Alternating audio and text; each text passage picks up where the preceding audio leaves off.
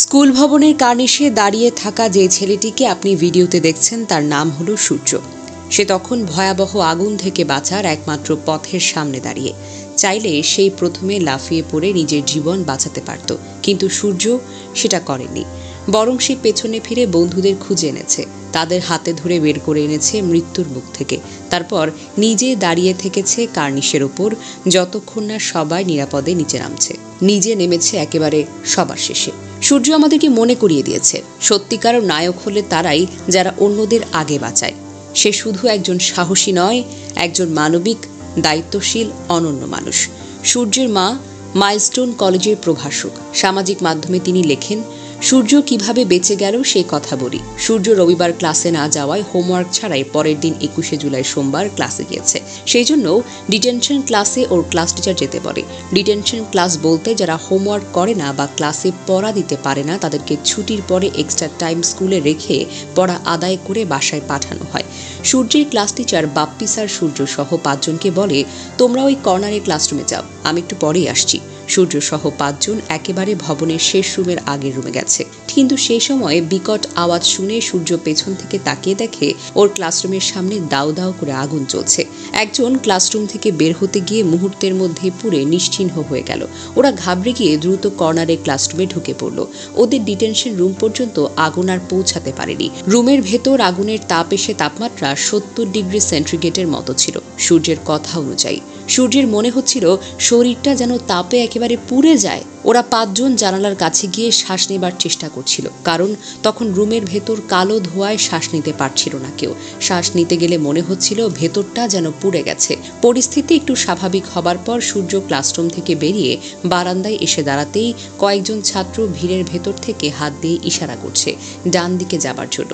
সূর্য ডান দিকে তাকাতেই দেখে ওখানে গ্রিল কেটে একটা বের হবার রাস্তা তৈরি করা হয়েছে।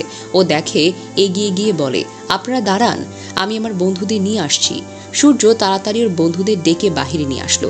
এরপর কার্নিশের উপরে দাঁড়িয়ে থেকে আগে বন্ধুদের নামার সুযোগ করে দিল। আমাদের ছেলেকে আমরা যে শিক্ষা দিয়ে বড় করেছি তার যথাযথ ব্যবহার ও করেছে, এবং সেটা জাতীয় দেখলো। ছেলেকে নিয়ে আমাদের আর কোনো চিন্তা নেই।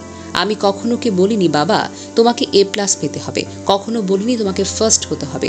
আমি সবসময় চেয়েছিলাম আমার ছেলে সূর্য যেন একজন মানবিক মানুষ হতে পারে।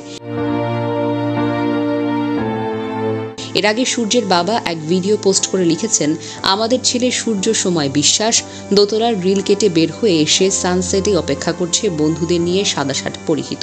সকলের বন্ধুদের বের করে দিয়ে সবার শেষে সূর্য নিচে নামে। সূর্য নিজে আহত হয়েছে, ওর ডান হাত কিছুটা আগুনে ঝলসেও গেছে। ফোসকা পড়েছে, 5 বন্ধু আগুনে পুড়ে মারা গেছে। তবে 4 বন্ধুকে সে নিরাপদে বের করতে পেরেছে, এই জন্য তার কিছুটা সান্ত্বনা। ছেলেকে আনতে গিয়ে আমিও আহত হয়েছি। বিমান যেখানে বিধ্বস্ত হয়েছে আমি সেখানেই দাঁড়িয়েছিলাম। বারান্দার গেটে ছাত্র শিক্ষক বেষ্টিত, আমি এক শিক্ষকের সাথে কথা বলছিলাম। দুপুর 1টায় ছুটি হয়েছে। ছাত্ররা নিচে নামবে বলে ওই শিক্ষক আমাকে নিচে যেতে বললেন। আমি বারান্দার সিঁড়ি দিয়ে নিচে নামতেই দেখি বিমান আমার দিকে ধেয়ে আসছে। মনে হলো বিমানের একটা অংশ বিচ্ছিন্ন হয়েছে। মাঝখানে একটা ফুটবলের মাঠ। আমি মুহূর্তের মধ্যে বারান্দার সিঁড়ি দিয়ে লাফ দিয়ে বাম দিকে পড়ে যাই।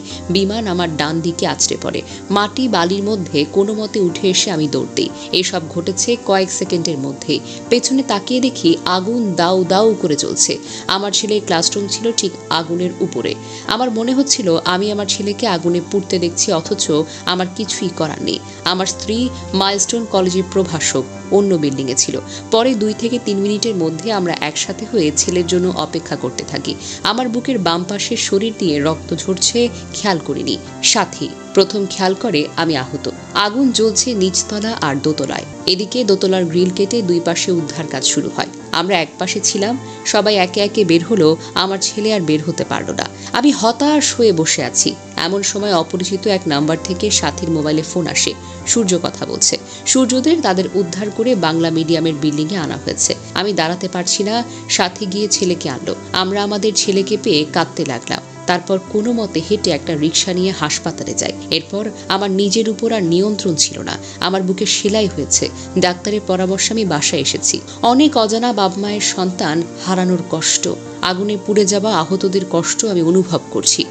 আবাসিক এলাকায় যুদ্ধ বিমান ট্রেনিংয়ের সরকারি ভুল সিদ্ধান্তের কথা আমি ভাবছি।